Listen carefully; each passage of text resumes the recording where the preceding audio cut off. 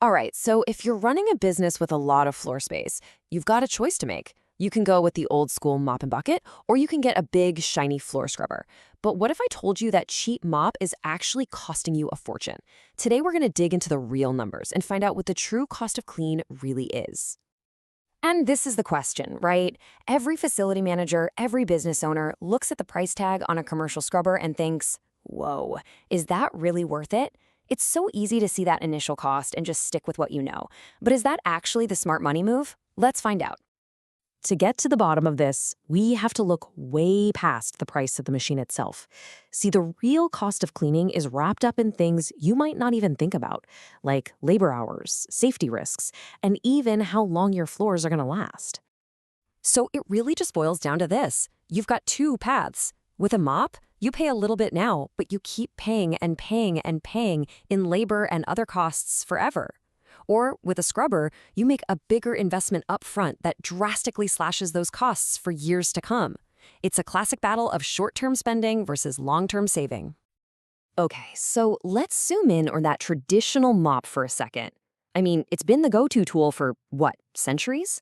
But when you really look at it, especially in a big commercial space, you start to see some serious problems that go way beyond just a little leftover dirt. Let's be real about what this stuff means for a business. That mop, it's often just pushing dirty, germy water around instead of picking it up. Not great for hygiene. And all that water left on the floor, that's a huge slip and fall hazard. A lawsuit just waiting to happen. Plus, that leftover grime actually grinds away at your flooring over time, meaning you'll have to replace it sooner. Ouch. So, if mopping is the problem, what's the solution? Well, this is where the modern floor scrubber comes in. Let's see how these things are engineered to solve every single one of the problems we just talked about. And you can see it's a total game changer. A scrubber doesn't just spread bacteria. It actively lifts it and sucks it away. Its vacuum system leaves the floor basically dry and ready to walk on immediately. Goodbye slip hazards. And because it cleans so much deeper, it protects your floors, making them last longer and giving your whole facility a much sharper, more professional look.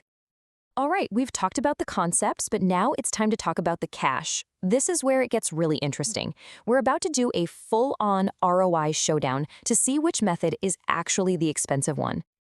To make sure this isn't just theory, we're going to use a specific real-world example. Let's imagine a 5,000 square meter facility. Think of a large retail store, a small warehouse, something like that. This will give us some solid ground to compare the actual costs. Okay, here it is, the whole story in one chart. You've got your traditional mopping on the left and a floor scrubber on the right. Now I want you to really focus on two lines here, staff needed and the annual labor cost that comes right after it. This is where the magic happens. First, just look at the staffing. To clean our facility with mops, you need a team of 4 to 5 people.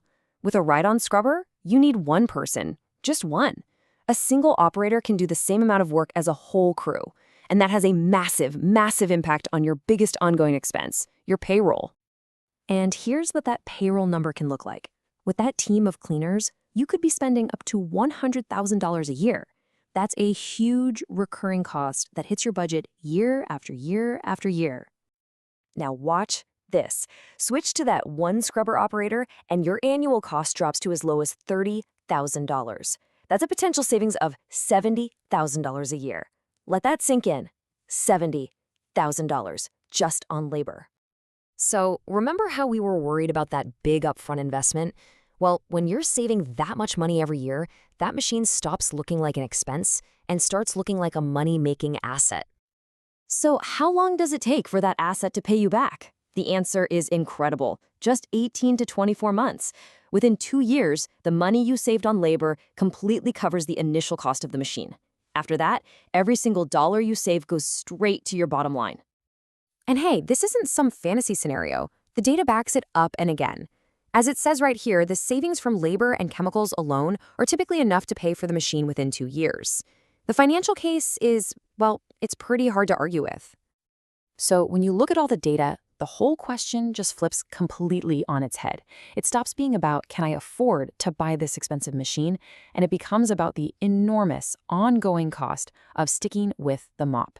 It really makes you ask, how much more money are you willing to lose year after year by not making the switch?